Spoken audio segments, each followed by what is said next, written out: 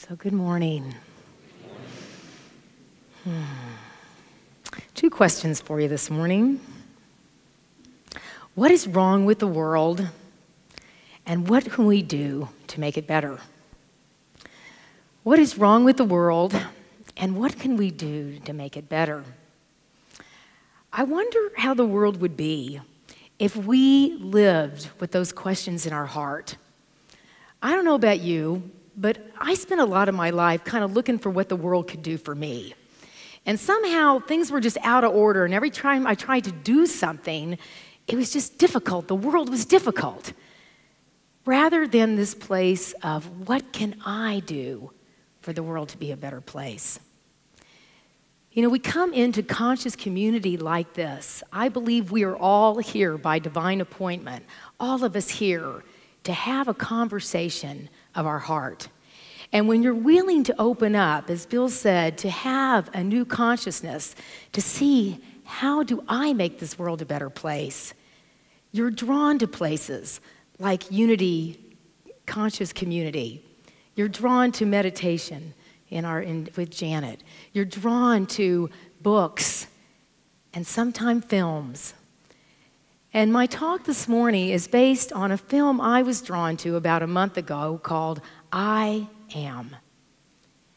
I feel so grateful to be living in a time where we are having so much exposure to this place of awakening to who we are, that sense of I am.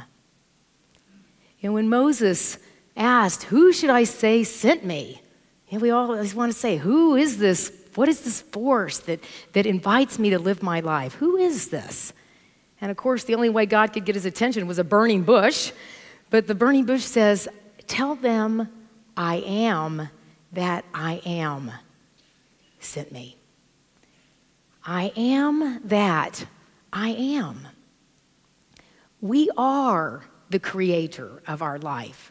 And so whatever we put after I am is pretty much how your life's going to look. So if you've got the I am hopeless, or I am not intelligent, or I am poor, that's kind of what life's going to look like. But if you've got I am prosperous, and I am beautiful, and I am a child of God, as our co-founder Myrtle Fillmore reminded herself, then you get to live that life that you're born to live. So we want to remind ourselves, and that's why we come here every morning, myself included, Sundays, and hopefully every morning, to remind ourselves of who we are, to change our mind. Einstein said that humankind cannot survive unless we have a new way of thinking. That we have to know the truth of who we are so we get to be set free. So I'm going to give us an affirmation to start our conversation together this morning. I am the place where the world awakens. Will you repeat that after me, with me? I am the place where the world awakens. And let's take a breath into that. That's kind of a big deal. That's kind of a big deal. I am the place where the world awakens. So this film, it's called I Am. It was created by a man named Tom Shadyac, and it's going to be at the Tivoli Theater for another week. So I invite you, if you enjoyed the consciousness and the awakening you have here at a Unity Center, please go see I Am. It'll be one more of those places where you get to be awakened so you can live this life of being the place where the world awakens. Tom Shadyac is a movie director, a producer, a writer, and he was the man that is behind the camera, but basically he's the guy that found Jim Carrey. And he directed and wrote the Ace Ventura, the Pet Detective, and Liar, Liar, and Bruce Almighty. And he made, not only did he enjoy filmmaking, but he made a ton of money. And Tom had a life that I suppose most people would think was a really great life. He had 3 homes, he had a private jet, he had a ton of money, he had what a lot of people especially in this country, think is the ideal place, that people can work their whole lives to be in this place. And in 2007, Tom had a bicycle accident that he had a concussion.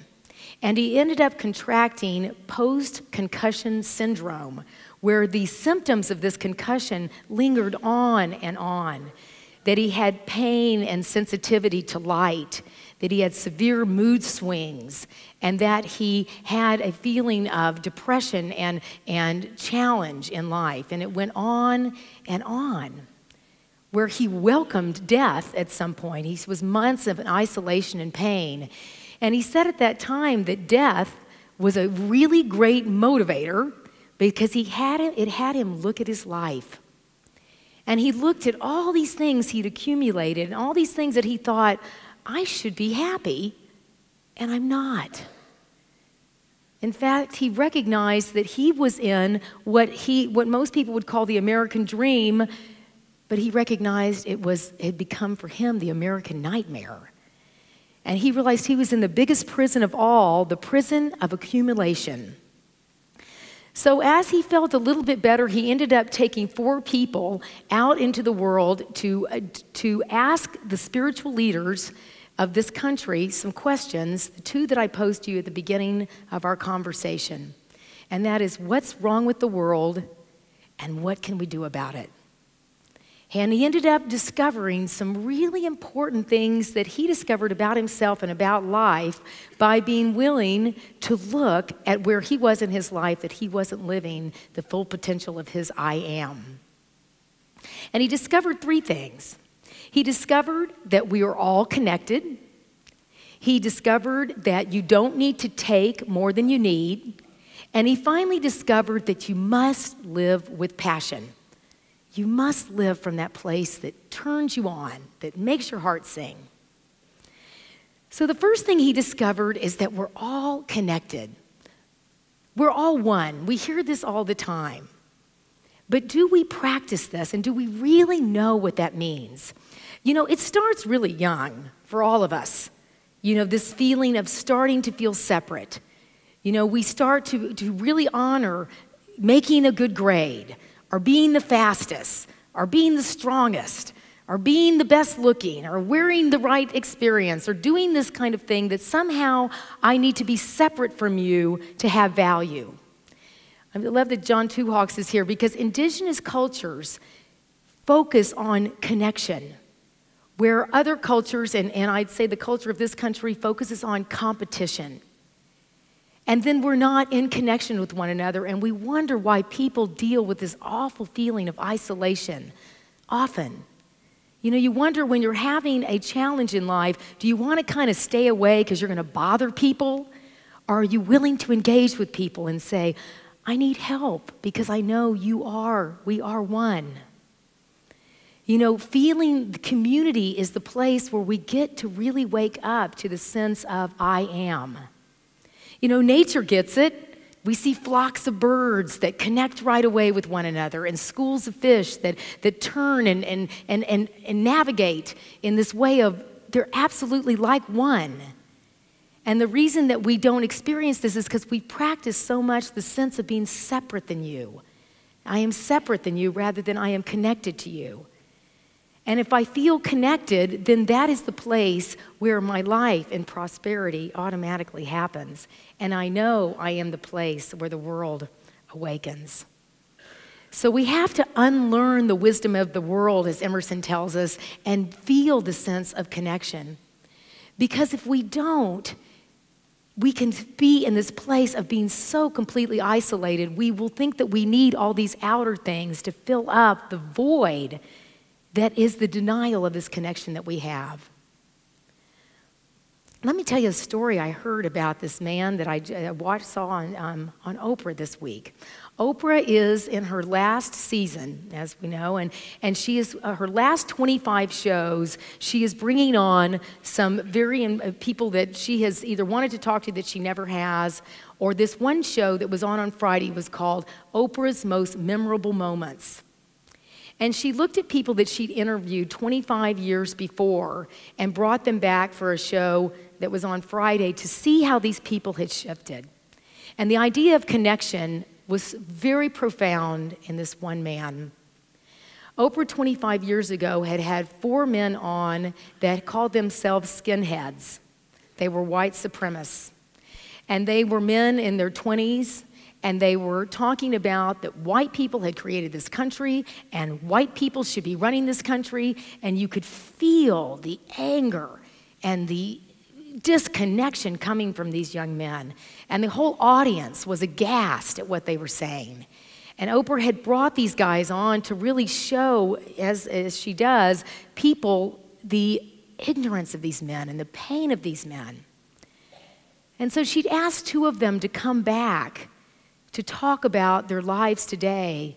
And this one man, in viewing the film from 25 years before, sat there in tears. And he looked at Oprah and he said, "Oprah, I am so sorry. I don't even recognize who that man was. I don't even know who I was at that time. And let me tell you what the awakening that I had in my life to know who I am today." He said, about a year after that show, I was arrested for violent behavior. And I was sent to Vacaville, California to be in a work prison system. And he said the group of men that I was working with were all African American men. And they knew who I was. I had swastikas on my arm, and I had been in this group, and I had been recruiting people to have this hate in the world. And he said, these men were so kind to me. He said, they loved me. They brought me into their community. And he said, and I recognize the power of community. And he had to add, and he said, and these guys had power tools. He said, these guys could have been really unkind to me, but they loved me. And I learned about community. And he had the tears coming down, and you could feel that now he knew who the I am is. He knew the power of connection. And he had seen the pain of that young man 25 years before that had that sense of, I'm okay and you're not. And so I invite us, as we are wanting to awaken to the truest sense of who I am, to think about who in your life you've got they're wrong and I'm right.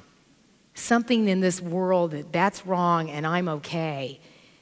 And right now is the time to be willing to heal this. To be willing to do whatever that is, whether it is, writing a letter that you don't send for your own healing, or to have that conversation that you need to have with someone, or to look at that place within you that you've learned that I have to be right and they need to be wrong. Because friends, this world, as Einstein says, we have to have a new way of thinking. If there's any problems in this world, it's because we are asleep to the connection that is for all of us. The kingdom of heaven is within each and every one of us. Jesus didn't tell us in a way of love your enemies like, when you're having a nice day. It's like love your enemies and be kind to those that hurt you, because your consciousness is what you're awakening. And secondly, we don't need to take any more than we need. The only reason we take any more than we need is because we've forgotten who we are. We want to buy these things, and this is why we have to really be in this kind of community, because the world is an onslaught of how you need this thing to be okay. Really, you just forgot you needed this thing to be okay. And that we live in this society of taking and taking, and if you'll notice, pretty soon, you don't have the time of enjoyment of after you buy something. It's lesser and lesser and lesser. But as we connect with one another, we need and we desire so much less, because you're so much more full into the I am of who you are.